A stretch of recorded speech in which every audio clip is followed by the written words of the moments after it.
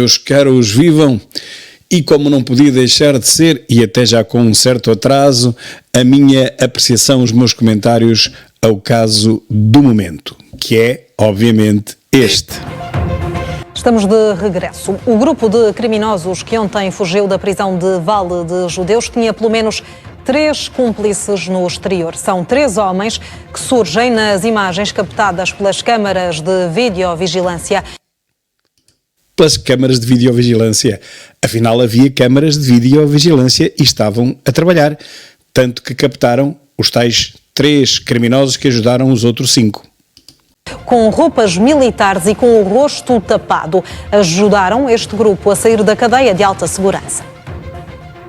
Esta escada tem 12 metros e permitiu que o grupo de cadastrados violentos ultrapassasse com relativa tranquilidade o muro alto que os separava do exterior. Bem, meus caros, se a escada tinha 12 metros, o muro tinha 10, pelo menos uma coisa nós temos a certeza. Eles sabiam fazer o teorema de Pitágoras, sabiam aplicá-lo. O quadrado da hipotenusa é igual à soma dos quadrados dos catetos.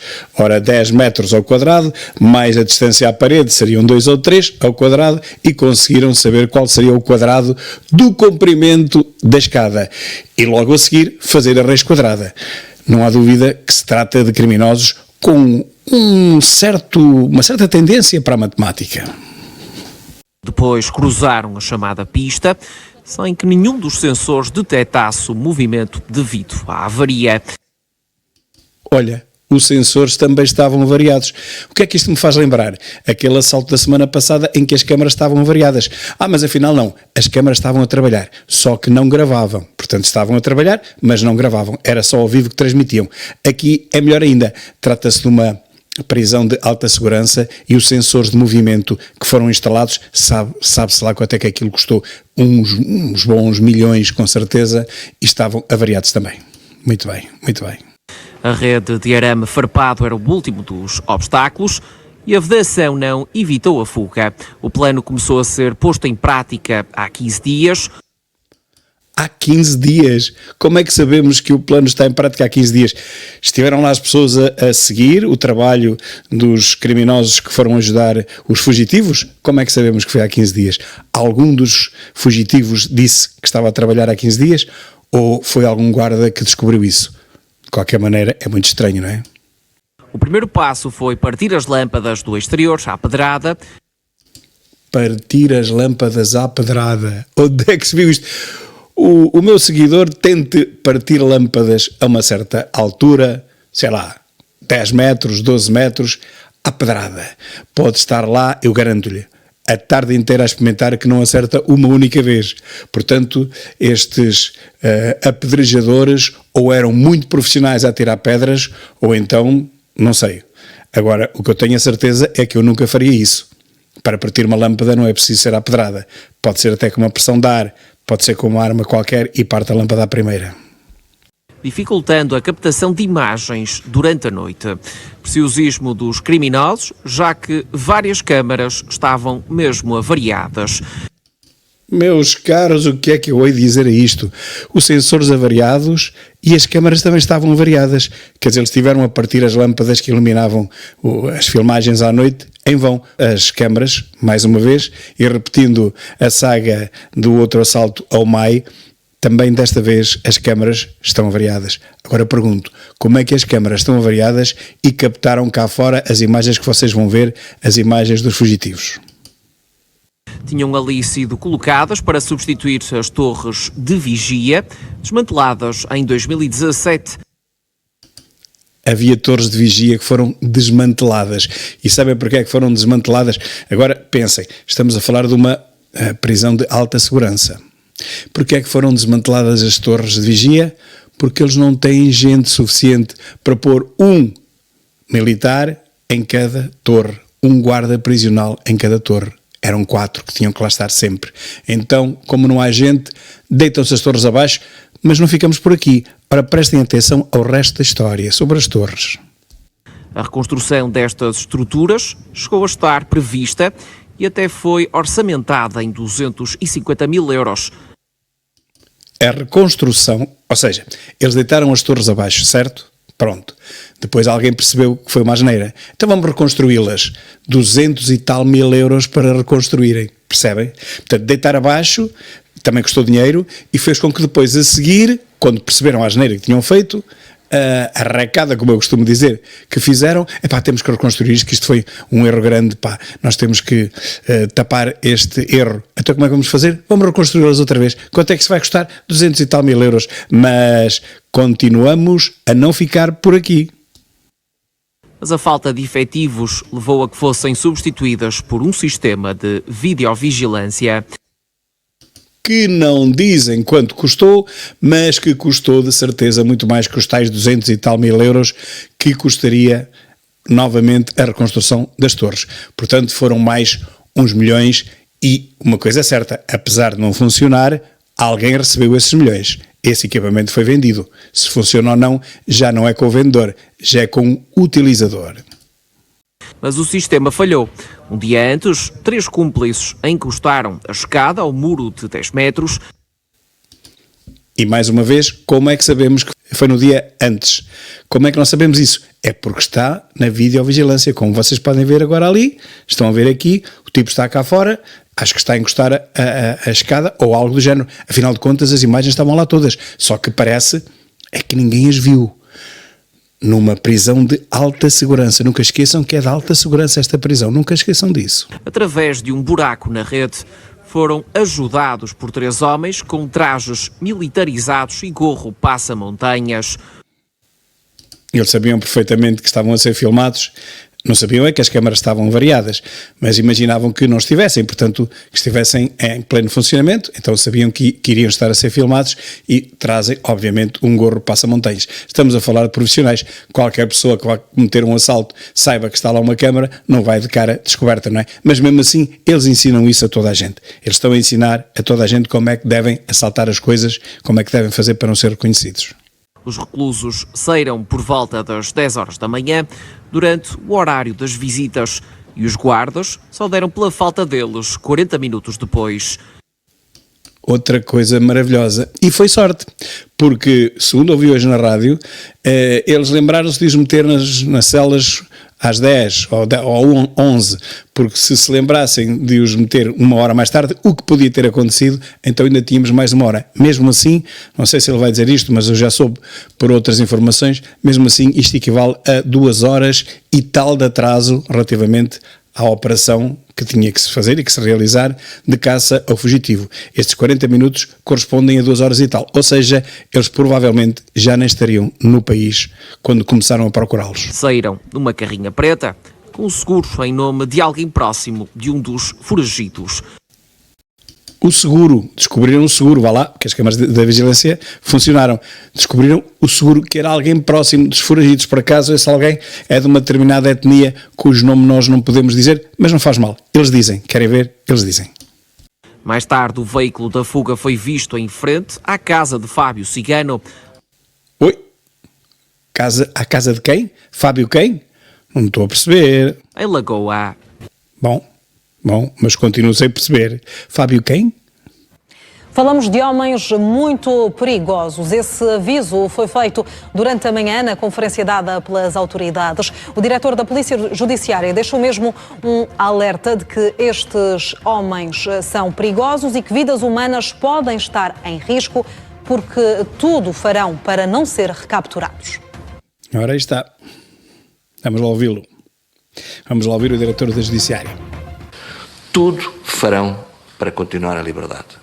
E quando digo tudo, é tudo, inclusive o fator vida humana pode estar aqui em causa.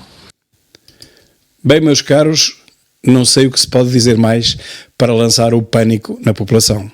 Saíram 5, 4 deles são muito perigosos, o 5º não será tanto, mas 4 são homicidas, mataram pessoas, não hesitam em puxar de armas para disparar contra a polícia. Estava aqui hoje um entrevistado a dizer, penso que na SIC, que ainda bem que os guardas prisionais não os encontraram a fugir, porque eles podiam disparar sobre eles e matá-los todos. Vejam bem ao que nós chegamos. Portanto, só falta, qualquer dia, abrirmos as portas das prisões e eles que saiam e que não se chateiem connosco. Por favor, podem sair, não olhem para trás, não disparem contra nós. Chegámos a isto num país que trata assim os guardas prisionais, trata assim quem trabalha numa profissão de alto risco como esta. Não há nenhuma com maior risco do que esta, porque eles lidam com os maiores assassinos, os maiores criminosos do país e não podem estar armados. Não sei se sabem, mas os guardas prisionais não podem estar armados justamente para que não haja a tentação de lhes sacarem as armas, e então aí seria um motim. Portanto, eles estão ali,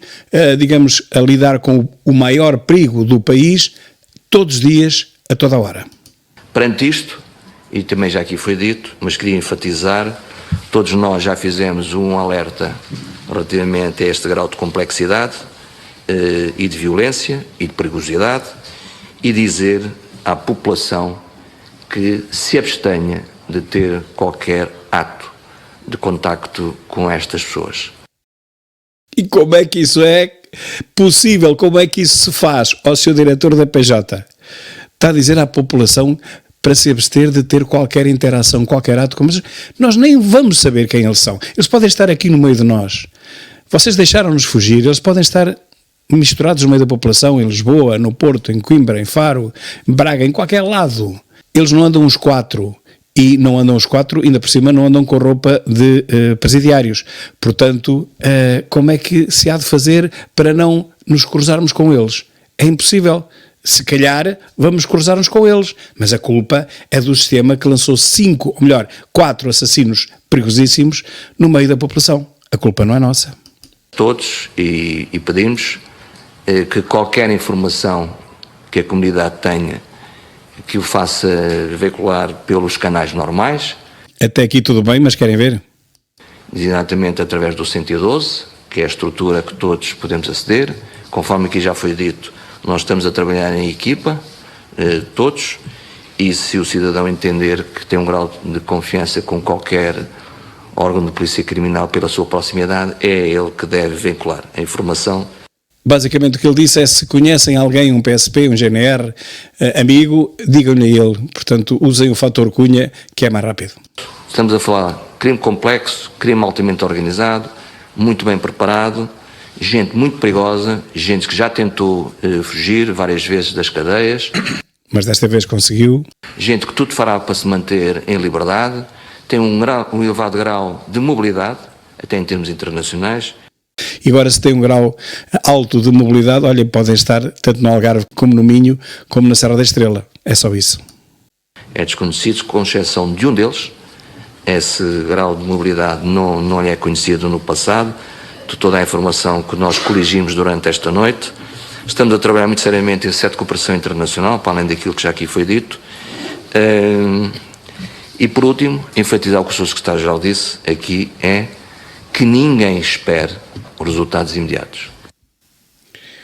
Olha, meu caro, eu digo mais, que ninguém espere resultados. Porque, ao muito me engano, isto vai ser como o caso Medi. Isto não vai aparecer ninguém.